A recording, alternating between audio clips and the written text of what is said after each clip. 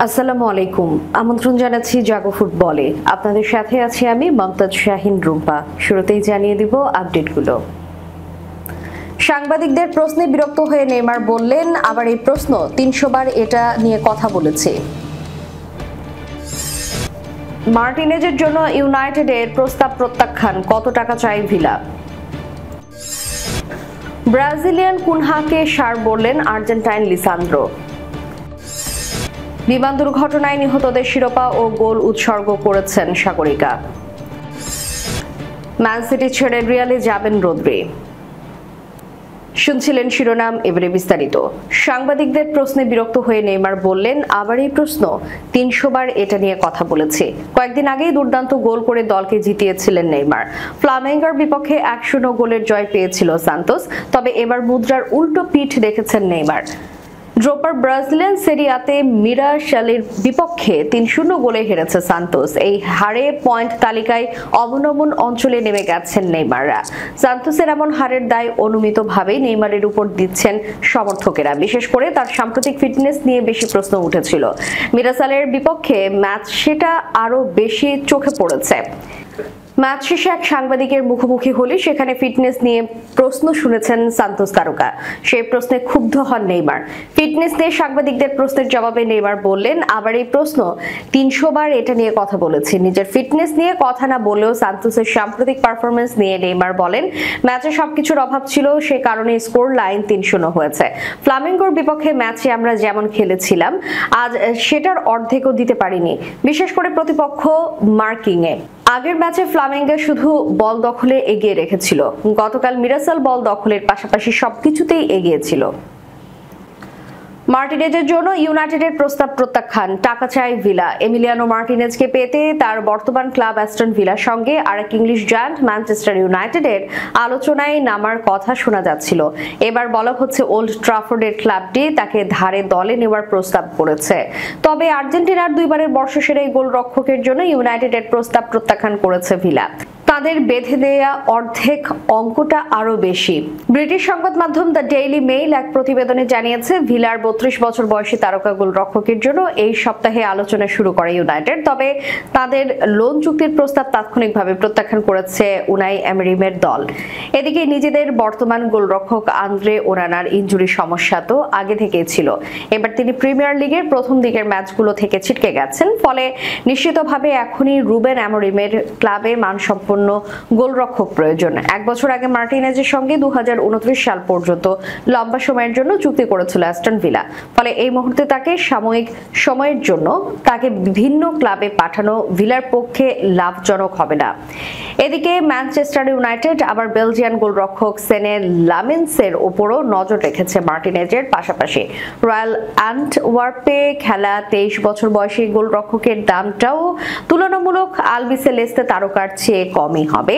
এছাড়া দলে থাকা ব্যাকআপ গোলরক্ষক আলতাই বাইনদের ওপরও সন্তুষ্ট নয় ইউনাইটেড। ডেইলি মেইলের তথ্য মতে ভিলা বিশ্বকাপ জয়ী আর্জেন্টাইন গোলরক্ষকের জন্য আর্থিক অঙ্কটা $৫৪ মিলিয়ন মতো ধরে রেখেছে, যা সম্ভবত রেড ডেভিলদের পরিকল্পিত অর্থের সীমার বাইরে। আর বিষয়টি সাম্প্রতিক সময় ইউনাইটেড সংশ্লিষ্টদের আলোচনার বিষয়। এছাড়া ক্যামেরুনিয়ান গোলরক্ষক ওনানাকে যে প্রত্যাশা থেকে ইটালিয়ান লিগ থেকে আনা হয়েছে তাও পূরণ হয়নি ইউনাইটেডের। তার দুটি মৌসুমে কেটেছে ভুলে ভরা। এর আগে এমি মার্টিনেজ সৌদি আরবের প্রো লিগ থেকে আসা লোভনীয় অঙ্কের প্রস্তাব ফিরিয়ে দিয়েছিল। আর ভিলার সঙ্গে আরো ৪ বছরের চুক্তি থাকায় তার পারিশ্রমিক যা দল বদলের অঙ্কটাও যে ছোট হবে না তাও বিবেচ্য ছিল। সব মিলিয়ে কয়েক মাস ধরে চলা মার্টিনেজের দল বদলের দড়ি এখনো দোদুল্যমান। দল বদলের গুঞ্জন ও নানামুখী আলোচনার মাঝেও তিনি অ্যাস্টন ভিলার প্রাক মৌসুম প্রস্তুতির অনুশীলনে যোগ দিয়েছে। প্রীতি ম্যাচ খেলতে ক্লাবটি জার্মানি ও যুক্তরাষ্ট্র সফরের কথা রয়েছে, যার জন্য প্রাথমিক দলে তাকে রেখেছেন ভিলা কোচ উনাই এমেরি। প্রাক মৌসুমের প্রস্তুতি ম্যাচে লিডস ইউনাইটেডের বিপক্ষে গোলশূন্য ড্র করেছে ম্যানচেস্টার ইউনাইটেড। তবে ফলাফলের চেয়ে বেশি আলোচনায় এসেছে নতুন ব্রাজিলিয়ান তারকা ম্যাথিউস কুনহার পারফরম্যান্স। সাবেক উলভারটাম স্ট্রাইকার মাত্র ৪৫ মিনিট মাঠে থেকেই নজর কাড়েন ভক্ত ও সতীর্থদের। ইউনাইটেড ডিফেন্ডার লিসান্দ্রো মার্টিনেজ ইনস্টাগ্রামে কুনহার পোস্টে মন্তব্য করেছেন, সাস আনচোরো, স্প্যানিশ এই বাক্যটির বাংলা মানে তুই একটা ষাঁড়, মানে কুনহার শক্তিশালী, সাহসী ও আগ্রাসী খেলার প্রশংসাতেই এই বিশেষণ। প্রথম ম্যাচে কুনহার পরিসংখ্যান ছিল চোখে পড়ার মতো। ৪৫ মিনিটে ১০০% সফল ট্যাকেল, ৯২% সফল পাস, 10টি ডুয়েলে অংশগ্রহণ ও 3টি সফল ড্রিবল।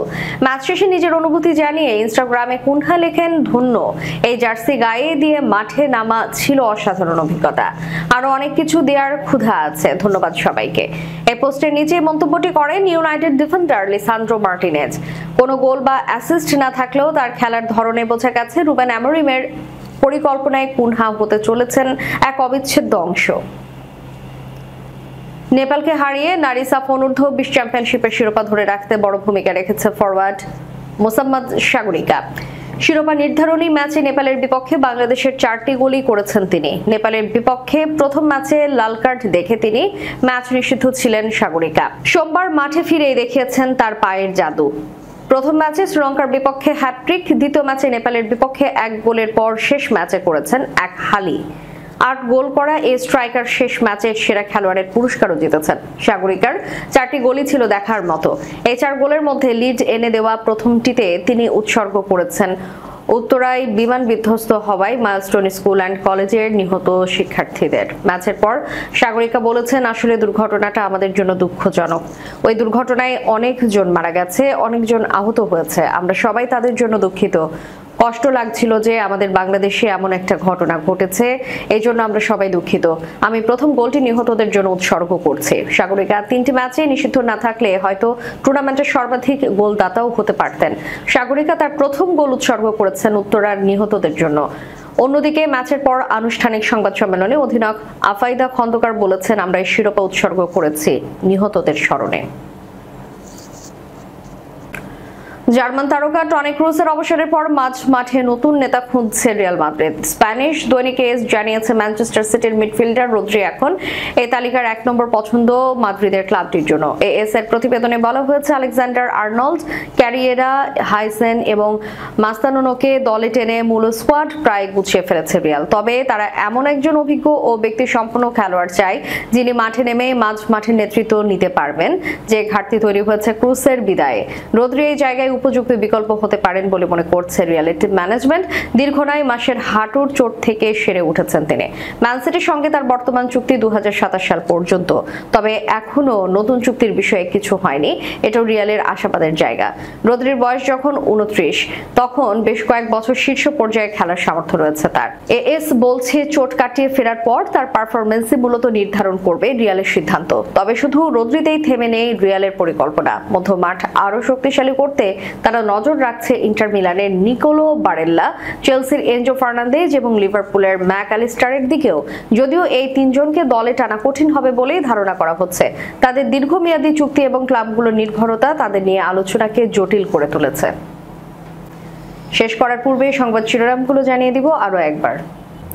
সাংবাদিকদের প্রশ্নে বিরক্ত হয়ে নেইমার বললেন, আবার এই প্রশ্ন, 300 বার এটা নিয়ে কথা বলেছি। মার্টিনেজের জন্য ইউনাইটেডের প্রস্তাব প্রত্যাখ্যান, কত টাকা চাই ভিলা।